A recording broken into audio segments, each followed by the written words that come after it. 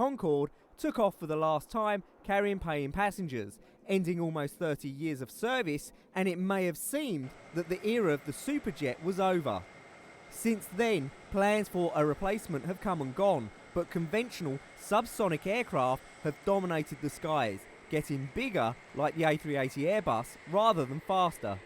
Enter a small British company who has developed a new hyper-fast plane called the A2, using engines fueled by hydrogen that will span the globe in just 4 hours, flying more than twice as fast and carrying 3 times the payload of Concorde.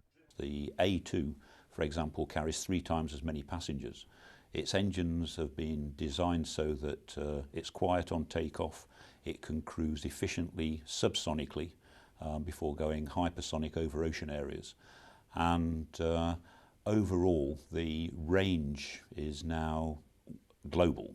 It's not just a matter of can we make it across the Atlantic to America. This aeroplane can fly with range to spare right around the planet. The technological breakthrough that has allowed the development of the A2 hypersonic plane is the engine design, which can operate like a conventional air-breathing jet at low altitudes and switch to the power of a rocket at the edge of space.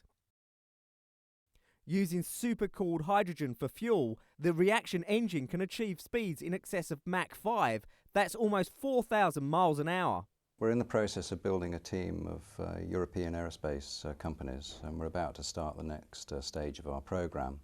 And for reaction engines, this will involve building a small pre-cooler, which is the key sort of new technology within the engine, and running that in front of a small jet engine at our test site here at Culham. So that really is the sort of key sort of next stage in the technical program. The inventors hope that by 2030, this amazing new addition to the Superjet Club will be as familiar in the skies as the 747 Jumbo. Not limited to the upper levels of the atmosphere, the latest members of the Superjet Club are heading into a zone less travelled by their peers. When the Virgin Galactic Spaceship 2 was unveiled for the first time at Britain Science Museum in London, it celebrated the rapid advances being made in space travel with test and tourist flights. The conceptual mock-up is an ideal opportunity for people to see firsthand what travel into space might be like for those visiting the museum. I think there's something about space that always ignites the imagination of young people. The cabins have specially been designed to ensure comfort for 6 people while fully appreciating the wonders of space travel. Obviously the interior is a very important part of that, and it's about utilising or making the most of the 2 different main experiences. One is the zero-G part, the floating around, so we've got to make as much room as we can in the spaceship, and the second is looking out of the window and down at the Earth.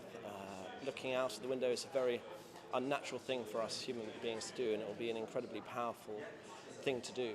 For those looking to join this exclusive club, gazing upon the stars and back down on the Earth will be a breathtaking experience of a lifetime. When you sit in it, the idea is to give you as much freedom as possible during the zero-G moment.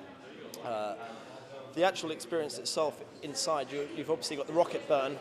Within 10 seconds you're going supersonic, you're 2,500 miles an hour, and the rocket ride into space is going to be a phenomenal moment. Back on Earth, albeit at 43,000 feet, the Airbus A380, or Super Jumbo, is now the supremo in passenger carrying services. With 50% more